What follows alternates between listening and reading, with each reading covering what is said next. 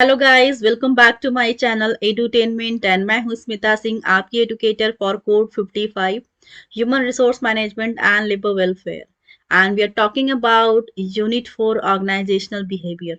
सो organisational behaviour के काफ़ी सारे टॉपिक्स हमने कर लिए हैं अब तक। अगर आपने उन सेशंस को नहीं देखा है तो आप यूट्यूब चैनल पे जाके देख सकते हैं उन वीडियोस को। अगर आपके लिए हेल्पफुल होने वाले हैं तो बहुत ही अच्छी बात है। एंड अगर आपके फ्रेंड सर्कल में भी सेम कोई प्रिपरेशन कर रहा है कोड 55 के लिए, लेबर वेलफेयर के, तो you can let them know, they can also avail the classes so that they can get benefited by my classes, right? So we are talking about NTA UGC NET ZARA 2022, right? And इस सारे topics previous sessions में हमने किए हुए हैं। सो आज हमें जहां से स्टार्ट करना है इस सेशन में, हम देखेंगे वो पार्ट पिछले सेशन में हमने देखा था। डेफिनेशन ऑफ ग्रुप भी डेफिनेशन ऑफ ग्रुप देखा था हमने। स्टेजेस ऑफ ग्रुप डेवलपमेंट की बात की थी, जिनमें हमने स्टेजेस देखे थे। जो 5 स्टेजेस हैं, मॉडल हैं स्टेजेस ऑफ ग्रुप डेवलपमेंट के: forming, storming, performing, norming and forming, storming, norming and performing and then adjourning. So ये सारे फेजेस हमने देखे थे सारे। सो लास्ट सेशन का हमारा लास्ट टॉपिक था एडजॉर्निंग। And now in this session we'll start from motivation and concepts, right? So summary and implications for managers, we'll see here. Some theories in this chapter address turnover while others emphasize productivity. They also differ in their predictive strength in this section, right? So first देखेंगे, review the most established motivation theories to determine their relevance in explaining the dependent variable and assesses the predictive power of each. Need theories: Maslow's hierarchy, McClelland's need theory, and two-factor theory focuses on needs. None has found widespread support, although McClelland is the strongest, particularly regarding the relationship between achievement and productivity in general. Need theory are not very valid explanation of motivation.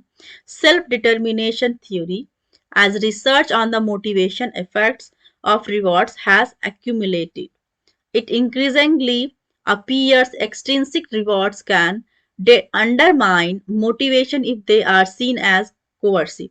They can increase motivation if they provide information about competence and relatedness.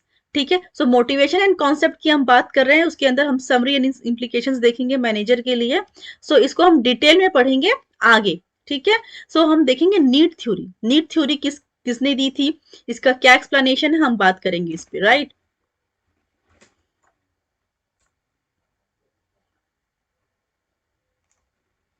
So Maslow's hierarchy, McClelland's need theory, right? And two-factor theories focus on needs. None has found widespread support. So हम बात करेंगे जो need theory है, need theory में क्या बात करेंगे कि जो मैस्लोस की हिरार्की है, मैस्लोस की नीड हिरार्की है, मैक्लीलैंड की नीड थ्योरी है, and two factor theory focus on needs. ठीक है, ये सारे जो थ्योरीज है, मैस्लो की, मैक्लीलैंड की and two factor theory funds on these all theories are focusing on needs. None has found widespread support, although इनमें से कोई भी जो थ्योरी है वाइड स्प्रेड सपोर्ट नहीं मिला था इनको। ऑल्दो मैक्लेलैंड इज स्ट्रॉन्गेस्ट, इनमें से जो सबसे ज्यादा स्ट्रॉन्गेस्ट है वो मैस्लो की नीड हिरार्की थ्योरी है, ठीक है। And and particularly regarding the relationship between achievement and productivity. In general, need theories are not very valid explanation of motivation. So क्या कह रहे हैं कि जनरली आप देखेंगे तो जो नीड थ्योरी है वो बहुत ज्यादा वैलिड एक्सप्लेनेशन नहीं है मोटिवेशन का, राइट। सेल्फ डिटर्मिनेशन थ्योरी देखेंगे, as research on the motivational effects of reward has accumulated, it increasingly appears extrinsic reward can undermine motivation if they are seen as coercive. They can increase motivation if they provide information about competence and relatedness. ठीक है। सो यहाँ पे क्या बात करेंगे, जो self determination theory होती है, दे कैन इंक्रीज मोटिवेशन, वो मोटिवेशन को बढ़ा सकते हैं अगर वो प्रोवाइड करते हैं इंफॉर्मेशन को about the competence and relatedness, right? And we'll see goal setting theory. So what it talks about, clear and difficult goals lead to higher level of employee productivity. So जो goal setting theory में हम बात करेंगे कि जो clear, बिल्कुल clear and difficult goals होते हैं, वो लीड करते हैं higher level of employ productivity के।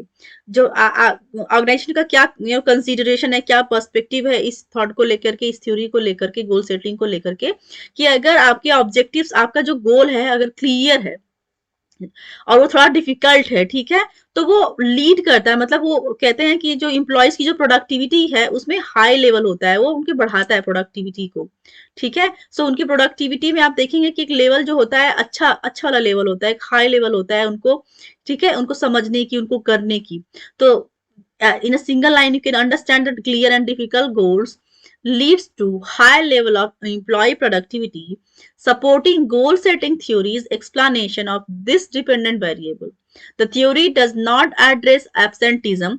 ये जो theory है, goal setting theory है, वो does not represent absenteeism, address, you can say absenteeism, turnover or satisfaction, right?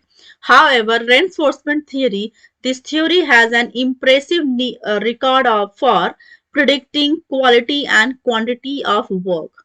ठीक है। सो रेन्फोर्समेंट में क्या देखेंगे कि आप बहुत ही लाइक जो प्रिडिक्शन होता है उसमें देखेंगे कि क्वालिटी एंड क्वांटिटी दोनों पे ही एक फोकस होता है, ठीक है। उनका उनका जो उनका जो इंप्रेशन है, जो उनका दबाव है, जो वो करना चाहते हैं, उस पे उनका जो फोकस होता है वो होता है क्वालिटी एंड क्वांटिटी दोनों पर ही। persistent of efforts, absenteeism, tardiness and accident rates, it does not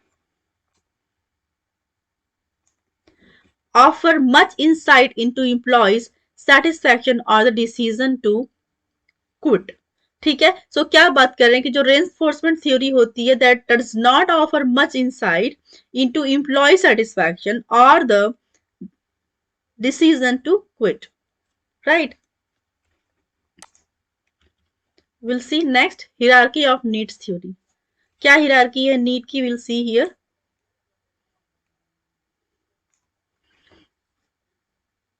Abraham Maslow's hierarchy of need is the most well-known theory of motivation. He hypothesized that within every human being there exists a hierarchy of 5 needs. So कहते हैं कि हर एक human being के अंदर एक hierarchy का, एक जो नीड हिरार्की होती है, ठीक है, जरूरत होती है हिरार्की की, किस चीजों को कैसे सिस्टमैटिक आप करेंगे, उनको क्या लेवल होना चाहिए, किस तरह से आप उसकी हिरार्की को मेंटेन करते हैं। सी एग्जिस्ट वन, ठीक है। सो आप उन हिरार्की को देखेंगे अब्राहम मैस्लो की थ्योरी में, कि अब्राहम मैस्लो ने किस तरह से एक्सप्लेन किया था कि एक पर जो ह्यूमन बीइंग होता है उसकी लाइफ में किस तरह से हिरार्की एग्जिस्ट करती है। फर्स्ट ऑप्शन ए, फिजियोलॉजिकल, जो हिरार्की होती है एक तो होती है physiological, includes hunger, thirst, shelter, sex and other bodily needs. जो पहले में उन्होंने रखा है फिजियोलॉजिकल, जो फिजिक्स से रिलेटेड है, ठीक है।